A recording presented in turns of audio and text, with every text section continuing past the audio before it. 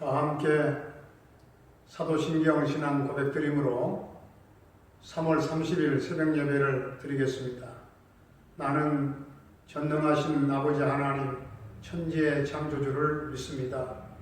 나는 그의 유일하신 아들 우리 주 예수 그리스도를 믿습니다. 그는 성령으로 잉태되어 동정녀 마리아에게서 나시고 본디오 빌라도에게 고난을 받아 십자가에 못 박혀 죽으시고 장사된 지 사흘 만에 죽은 자 가운데서 다시 살아나셨으며 하늘에 오르시어 전능하신 아버지 하나님 우편에 앉아 계시다가 거기로부터 살아있는 자와 죽은 자를 심판하러 오십니다. 나는 성령을 믿으며 거룩한 공교회와 성도의 교제와 죄를 용서받는 것과 몸의 부활과 영생을 믿습니다. 아멘. 오늘 우리에게 주신 하나님의 말씀은 다니엘서 7장입니다.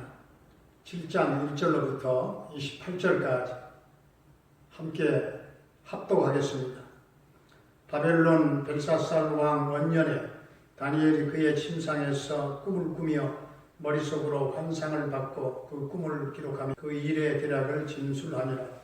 다니엘이 진술하여 이르되 내가 밤에 환상을 보았는데 하늘에 네 바람이 큰 바다로 몰려 불더니 큰 짐승 넷이 바다에서 나왔는데 그 모양이 다르더라.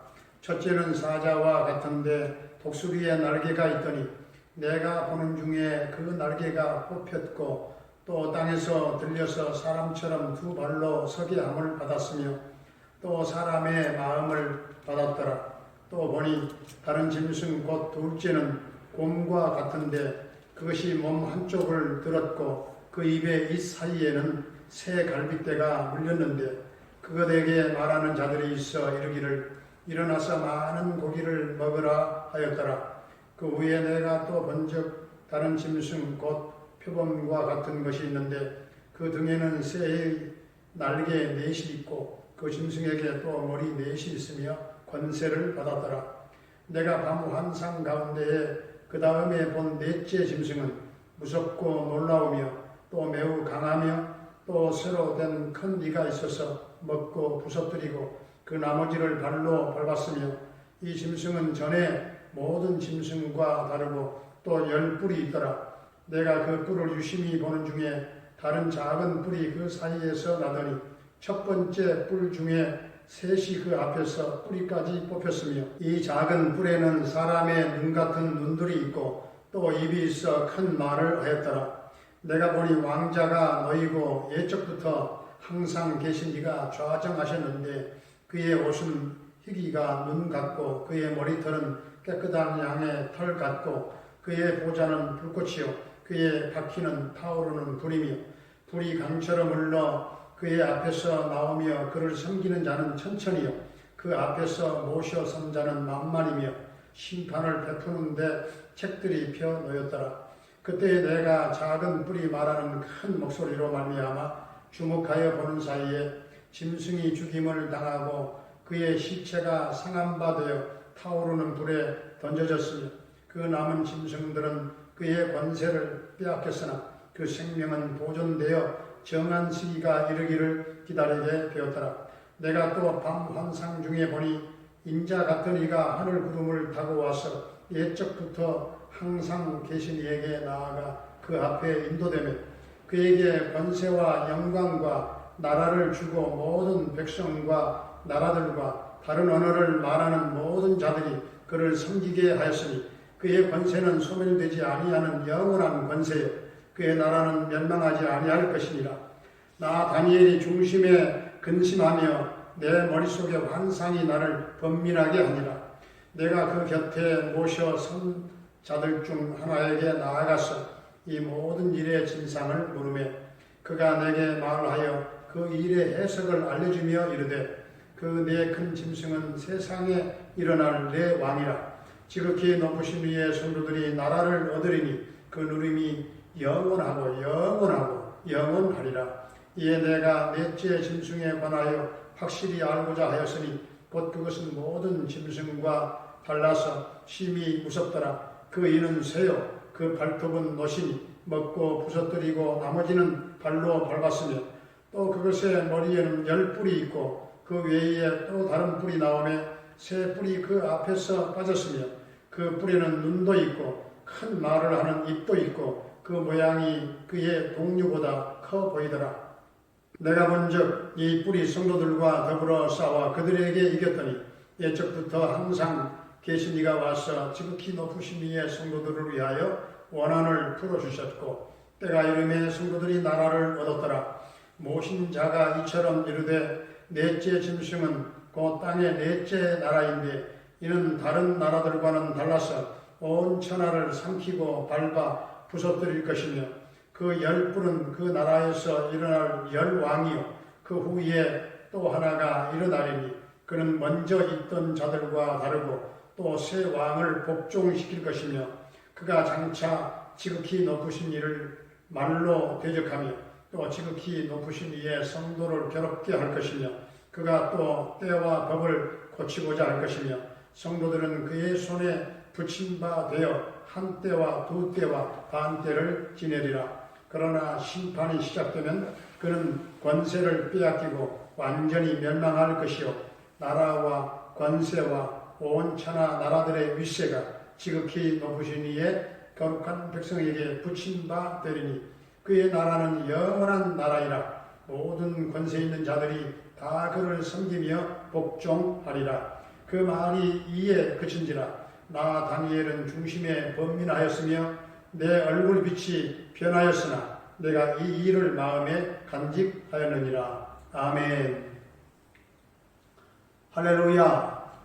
이번 주간은 사순절 5째 주간으로서 우리 성도들이 주님의 고난을 깊이 묵상하며 성전에서 기도해야 되는 그런 때입니다. 그런데 우리 동명교회 성도들이 교회 예배당에 나와서 예배드리고 싶어도 예배를 드리지 못하고 있는 이 안타까운 상황을 진지한 고민 끝에 새벽기도회를 동영상 예배로 함께 했으면 좋겠다 하는 그런 결단을 했습니다. 매일 새벽 5시에 유튜브에 올려놓은 영상 예배에 참여함으로써 한날의 삶을 각 가정에서 기도하면서 시작할 수 있기를 바랍니다. 오늘 다니엘 7장 말씀은 넷째 나라와 적 그리스도에 대해서 강조하고 있습니다. 적 그리스도는 장차 오실 메시아에 의해서 완전히 멸망당할 이 땅에 영원한 하나님의 나라가 서게 되는 것을 보여주고 있습니다. 1절부터 8절까지 그리고 23절부터 25절까지 세상 왕들의 형상들을 말씀하고 있습니다. 2절을 보면 다니엘은 하늘에 네 바람이 큰 바다로 몰려드는 것을 보았습니다. 여기서 바람은 천사들 또는 하나님께서 세상 나라들을 움직이도록 세우신 하늘의 권세자들을 가리킵니다. 또 큰 바다는 심하게 요동치는 세상 나라들을 가리킵니다. 세상 나라들은 바다의 파도와 같이 일어났다가 쇠퇴하여 가는 것입니다. 때로는 큰 파도가 일어나기도 하고 때로는 잔잔하기도 합니다. 그러나 이 모든 것은 근본적으로 하늘에서 불어오는 바람에 의해서 그 운명이 결정되는 것입니다. 세상의 역사는 몇몇 강대국의 지도자들에 의해서 움직여지는 것 같지만 실상은 하나님의 섭리대로 움직여지는 줄로 믿습니다. 3절에서 큰 짐승 넷은 세상 왕들을 가리킵니다. 세상 왕을 큰 짐승이라고 하는 것은 이들의 잔인 무도하고 탐욕스러운 속성을 말해주고 있습니다. 다니엘이 본 네 짐승의 모습이 나오는데요. 4절에는 독수리 날개를 가진 사자의 모습이 나옵니다. 사자는 동물의 왕으로서 능력과 지혜에 있어서 모든 동물 위에 뛰어납니다. 독수리는 새의 왕으로서 상대방을 바라보는 예리한 눈과 그리고 날카로운 발톱과 강한 날개를 가지고 있습니다.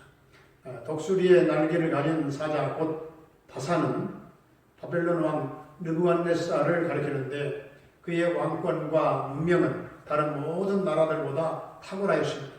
그런데 4절 중반절에 보니까 그 날개가 뽑혔다고 했습니다.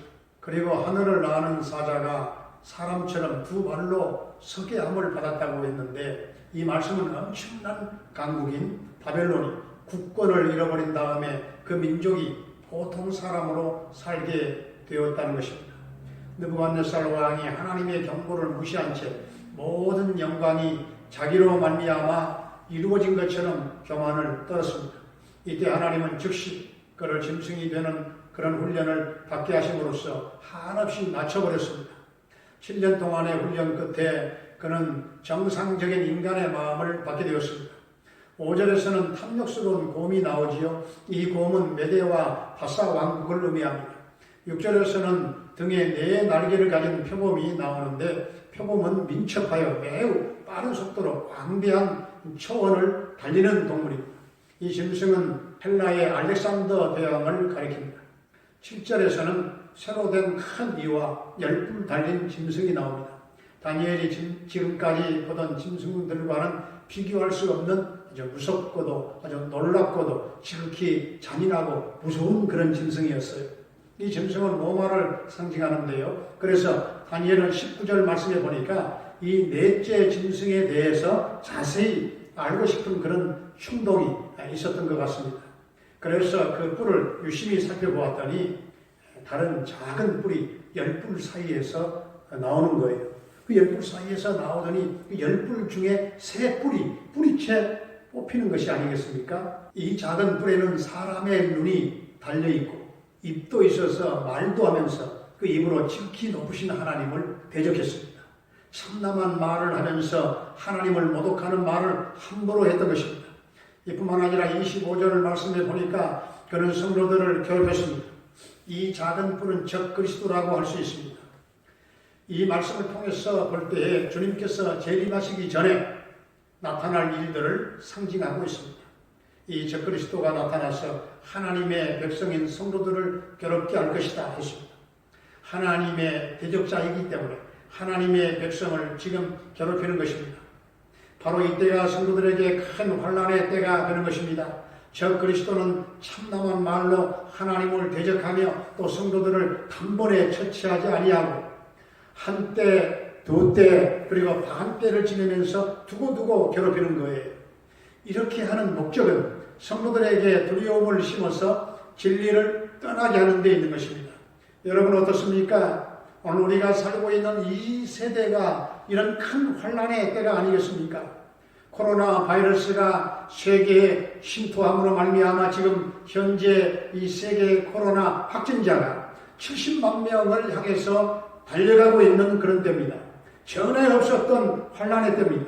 이런 환난을 통해서 적 그리스도들은 하나님을 대적하고 성도들을 넘어뜨리고 그리고 진리에서 떠나가게 하는 그런 일들을 하고 있는 겁니다.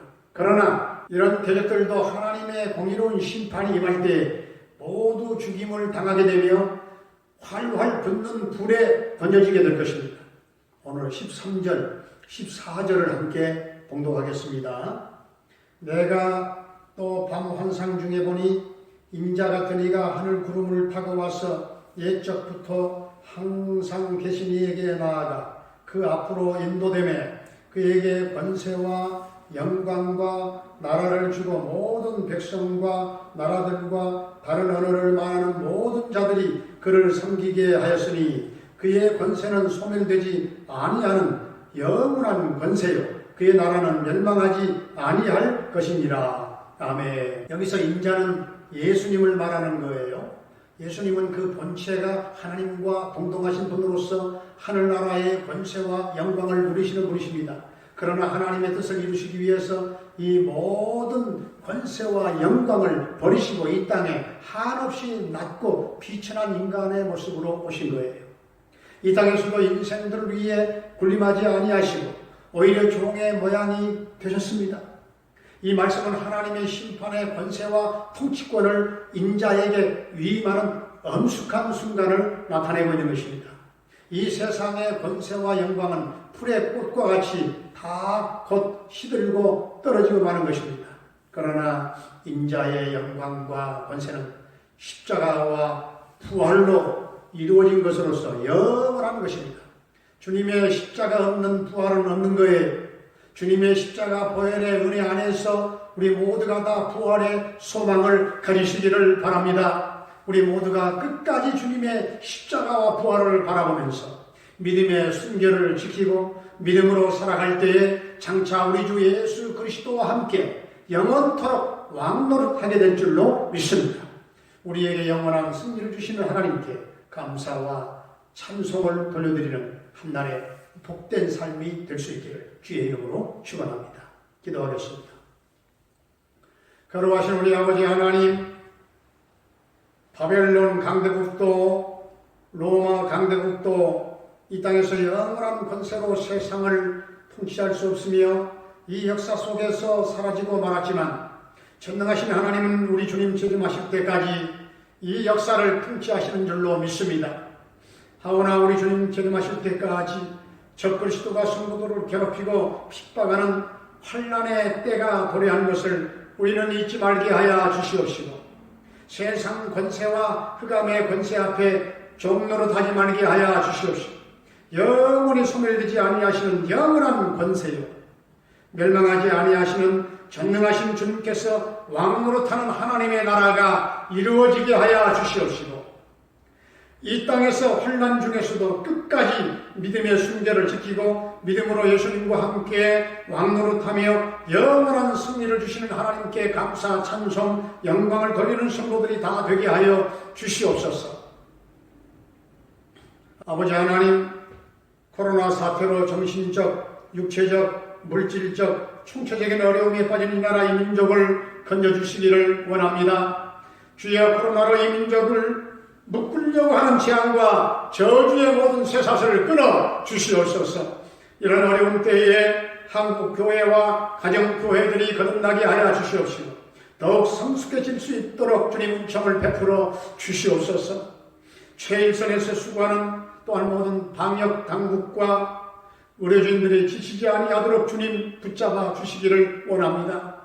갈림길에 있는 이 중차대한 이 때에 어려움 중에 있는 성도들의 가정과 생업과 직장과 사업장을 도와주셔서 어려움 속에서 일어서게 되기를 원합니다. 김순희 성도님을 비롯한 모든 환우들에게 강한 면역성과 저항력을 더해 주시옵시고 치유와 회복의 은총을 베풀어 주시기를 원합니다. 주님, 군대에 가 있는 우리 영준이와 함께 하시고 주님 사랑의 품으로 안아서 그 아들을 인도해 주시기를 원합니다. 캐나다에 나가 있는 정찬석 집사님의 가정을 지켜주시고 그곳에서 대성케 하시고 평강과 승리의 소식이 전해지게 하여 주시옵소서. 아버지 하나님, 코로나 사태로 한치 앞을 내다볼 수 없는 힘든 상황에서 또한 수능을 준비하고 있는 우리 수험생들 또한 우리 자녀들의 앞길을 주님 인도하여 주옵소서. 주님, 저들에게 지혜를 주시고 총명을 더해주시고 집중력을 잃지 않도록 주님 붙잡아 인도하셔서 모두가 승리하는 해가 되게 하여 주시옵소서. 우리의 주 예수 그리스도의 이름으로 감사하며 축복하며 기도하옵나이다. 아멘. 주기도로 마치겠습니다. 하늘에 계신 우리 아버지의 이름을 거룩하게 하시며 아버지의 나라가 오게 하시며 아버지의 뜻이 하늘에서와 같이 땅에서도 이루어지게 하소서. 오늘 우리에게 일용할 양식을 주시고 우리가 우리에게 잘못한 사람을 용서하여 준 것 같이 우리의 죄를 용서하여 주시고 우리를 시험에 빠지지 않게 하시고 악에서 구하소서. 나라와 권능과 영광이 영원히 아버지의 것입니다. 아멘.